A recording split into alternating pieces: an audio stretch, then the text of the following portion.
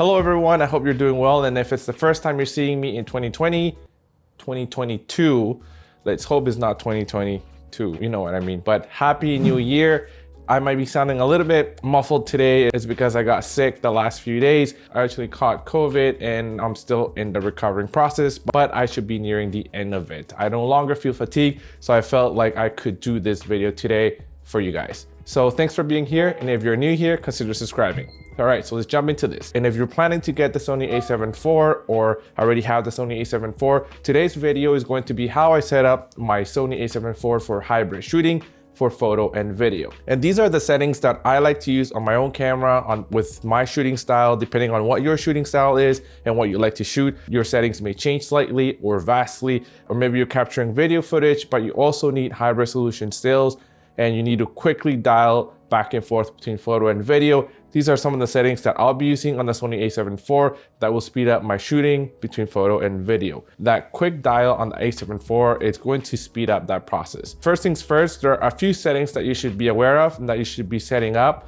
before you start shooting with the SONY A7IV. I made a couple of videos about it on what settings to set up on this playlist that you can check out right here. Go there, pause this video, check those out, and come back to this video on how I set up my SONY A7IV for hybrid shooting. So let me show you what my custom functions are for photo. Honestly, for photography, not much will change since I like to shoot photos always in manual mode, so I'm always adjusting on the go.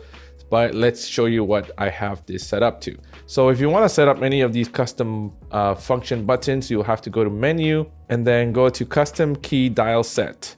And there are 3 items. There's one for photography, one for video, and one for playback. And this lets you adjust custom buttons for the camera depending on the different mode that you're in. So let's go into the custom key dial settings for photography. So for number 1, I have it set up to auto exposure hold. I have number 2, AF on, which is useful for back focusing, which I don't really use that much. Number 3 over here, which is C1 on the body, is one that I have customized. So this I customized to white balance. Number 4, which is C3 on the camera here, is autofocus, manual focus selector toggle. So lets me toggle between auto and manual focus right away. And this I leave it as a default. Sometimes I like to turn this off if the way I'm shooting, maybe I'm touching the screen a lot and it's thinking that I want to focus in that part of the screen. So I like to turn that off whenever that's happening. For this dial over here, focus to standard, I have this set to default. I don't have anything set to number 2, which is the middle button. To drive mode, same default. ISO default, nothing set on number 5. This doesn't change as well. Movie shooting on this, the recording button on top right here, nothing changes. And the focus area, C2 as well, default. Focus hold, I rarely use that, so I don't have that set up. And number 3 here, this dial, which used to be the exposure compensation dial, in photo mode, it'll stay the exposure compensation dial for me, but it changes for video and I'll be showing you. So that's it, pretty much it. For photography, I don't change much. So you can see here, my autofocus, manual focus toggle switch, C2, which is my focus area. And then I have white balance right here. This right button is really good for me if I want to do high speed burst shooting. And I have bunnies and they have their own Instagram account. So sometimes it's very difficult to catch them in the right moment. So I shoot in high speed bursts, me or my wife, depending who's shooting them. Mostly my wife, she always shoots in high speed burst mode, which is this high plus. So what I have here as well for photography is when I go to the function menu, these are the things that I have set up in here. These are actually factory defaults. I didn't find a need to further adjust these settings. So I left them right here. So that's it for photography. Now let's move on to the video side of things. So one thing you realize is that there is this knob over here that lets you adjust between the different modes. So you get photo mode, movie mode, and SNQ mode. If you have no idea what SNQ means, there is a video that I made a while ago about SNQ and how it works and everything. That was based on the Sony A7 III. So the concepts are the same, but some of the file formats may be different, but you can check it out here. So let's jump on to movie mode. Again, let's go to menu, and this time we'll customize the keys for movie. So for number 1 over here, this button I've set to zebra display select. So I'm gonna talk over all the things that I have set up first, and then I'll show you what they do in the camera. Number 2 is focus map display. This is the new feature on the Sony A7 IV. I have it there to quickly toggle to that focus map if I'm unsure about my focusing. Number 3, this just tells the camera to follow whatever custom setting I had for photo, which was white balance. Again, this is the same autofocus, manual focus selector. This one just to follow the button that I set up for photography. So let's go to Rare 2. Number 1, I have it to follow photography settings. This one, I have it to punch in to APS-C Super 35 mode, and that gives me that extra reach. Follow photography on this one, follow photography, and this one is clear image zoom. I have it set to the down button. So to make sure you're actually enabling clear image zoom, let's head back first. Let's go to menu. And let's go all the way to shooting and zoom. And over here in the zoom range, make sure that you have clear image zoom selected. And this is going to let you zoom into your camera without losing quality. All right, so let's move on to the top, movie shooting. And to C2, I actually have that map to audio recording levels. So it's a really quick and easy way for me to just toggle recording levels, which I will be showing you. And to the back, on this number 3, on the exposure compensation dial that we used to have on previous cameras like the Sony A7 III, now we're able to fully customize this dial, and I have it customized to ISO right here, this one. And that way I have 3 dials that adjust exposure for me. So I have shutter speed, aperture, and ISO. All 3 will be dials, and I really like that. So now let's show you what all of these buttons do right here in camera. C2, which is right here, right there. So C2 accesses the audio recording level. So I can quickly adjust the levels on my audio recording. I can toggle it to turn it off if I'm done. This AEL button is now my zebra display. It turns it on and off. This one, auto focus on, is the focus map. C1 is my white balance. Set it to auto for now. And C3 over here is my autofocus and manual focus toggle. Going back here, we have my ISO on the right there, the ISP, that doesn't change. To the left, I don't have anything set up for video. Let me know how you have your camera set up. Down here is clear image zoom. So as soon as I'm here, I can access it right away and zoom in however little or however much I want. So that combined with the center button, which is the crop mode, pretty handy. For this dial, exposure compensation dial right here, I have this set up to my ISO. So I have these 3 that will help control the exposure. Aperture at the front, shutter speed, and ISO.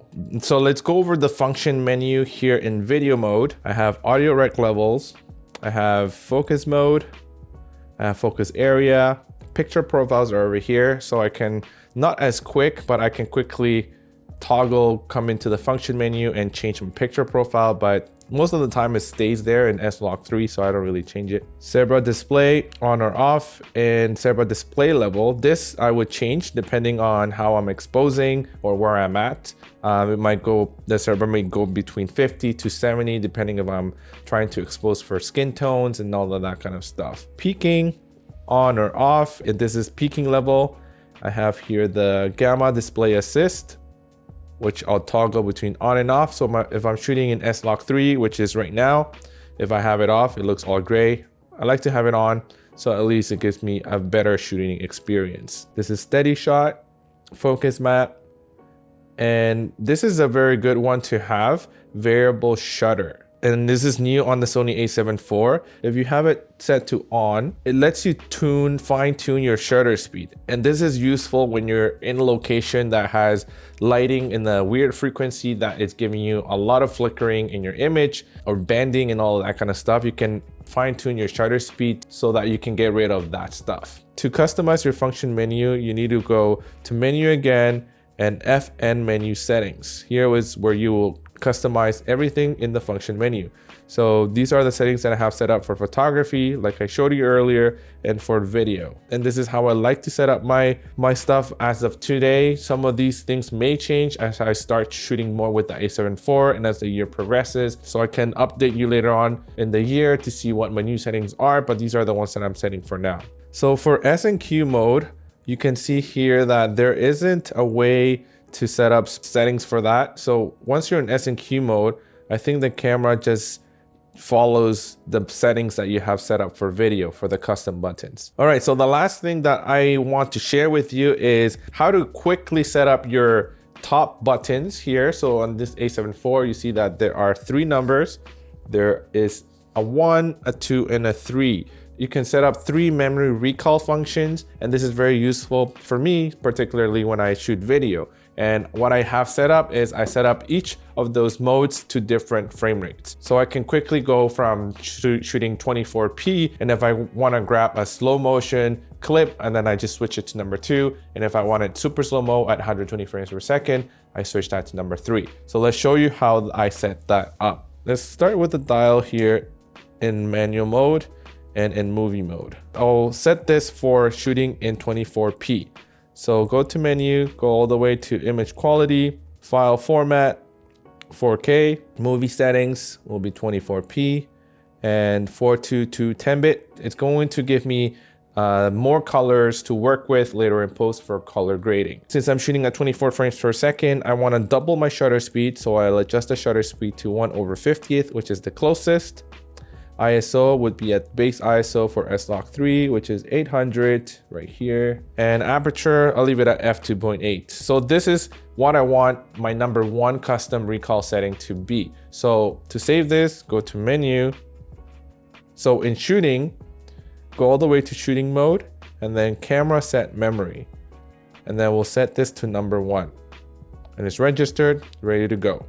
So now let's go back and let's change this setting for 60 frames per second for slow motion. Image quality, file format, we'll leave at 4K. Movie settings, we'll go to 60 frames per second. Record setting, we'll leave at 422 10-bit. So let's go now back here. Shutter speed, again, double that or your frame rate. So it will be 1/120th. And the closest is 125, so it's 1/125. ISO, leave it at 800. Aperture at f2.8. Let's go back to menu now and go to shooting mode, camera set memory, save it to number 2, registered. And now the last one will be 120 frames per second when I want super slow motion. Let's go back to menu, image quality. This camera cannot shoot 120 frames per second in 4K, so I'll go to XAVC HD, movie settings, 120.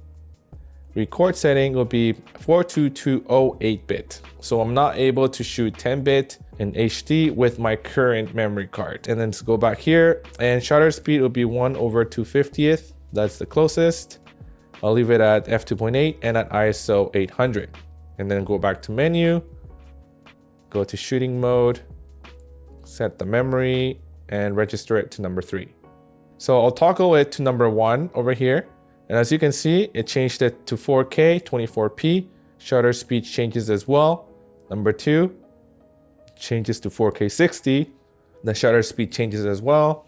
Number 3, HD 120p. Shutter speed changes as well. So it's a very quick way to toggle between your different shooting scenarios. And I shoot pretty much all of my stuff here on this A7 IV with S-Log3. So I leave that as is for all the settings. But if you wanted to have individual picture profiles associated to one of these quick memory settings, then you can do that as well. That's it for today's video. I hope that you enjoyed it, you learned something new, and let me know in the comments below what function or what setting you will use in that left button. I don't have anything reserved for that right now, so let me know what you would do there, and I might put that there as well. So yeah, that's it for today's video, guys. I hope you stay well, you stay safe, and until next time.